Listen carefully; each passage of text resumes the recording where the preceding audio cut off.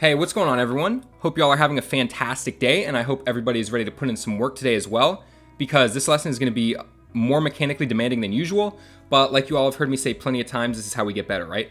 We put ourselves outside our comfort zone and try mechanics that might be out of reach for us right now, or just really challenging.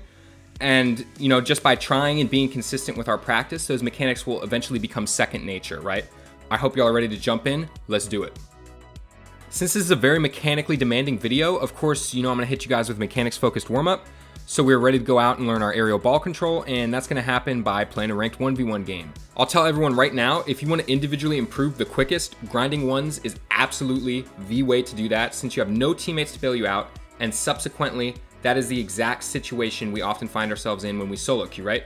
And that is our theme of season 1 here at Game Gym, right? So this is perfect. This is a perfect learning opportunity. And, you have no teammates to bail you out, right? So that means all you have is you. Our teammates can be so random and inconsistent in solo queue that the only thing we can really rely on is our own mechanics, right? Our own mechanics, our own decision making, and execution. So get out there, play a ranked 1v1 game, and when you come back, we will be ready to get started with our aerial ball control.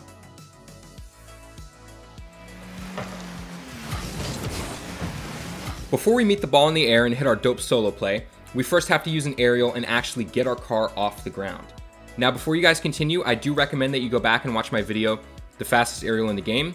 This video will show you guys how to do the fast aerial, which, like its namesake suggests, is the fastest aerial in the game. For this video, you'll see me personally using that fast aerial, but I'm going to teach the double jump aerial here, which is very quick to learn and easier, because even if you can't fast aerial, I still want everyone to try their hand at this. Because like we talked about in the warm-up, if you never try these mechanics that seem out of reach to you, they're always going to be out of reach. You got to get out there and you got to get out of your comfort zone and you got to give it a shot. So for the double jump aerial, super simple, guys.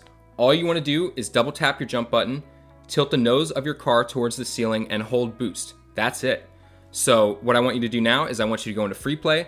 I want you to practice that for about 5 minutes or however long it takes you to get comfortable. And you just want to practice it by double jump aerialing, and just go and touch the ceiling and come back down and do that for 5 minutes.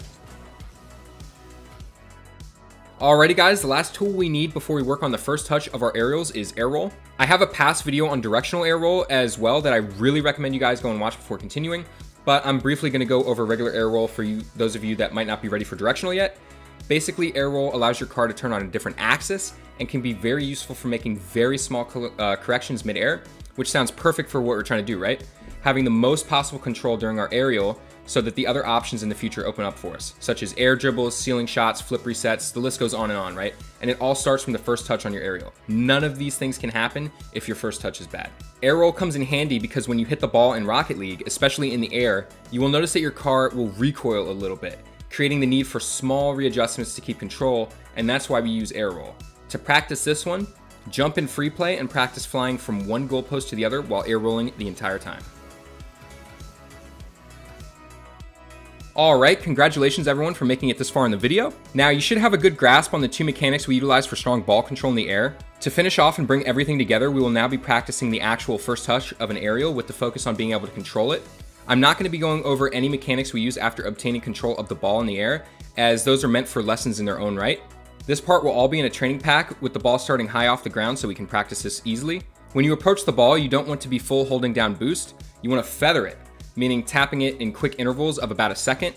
This will make it so you don't hit the ball hard enough to the point where controlling it isn't possible, right? You're not going to smack the ball, across the field, and you're not going to be able to control that, right? You also want to start experimenting with air roll by engaging it and twirling when you approach the ball and hit it like you see me doing in the footage. This counteracts the car recoil that we just talked about, where when you hit the ball in the air in Rocket League, your car will recoil a little bit, and air roll just makes that all easier.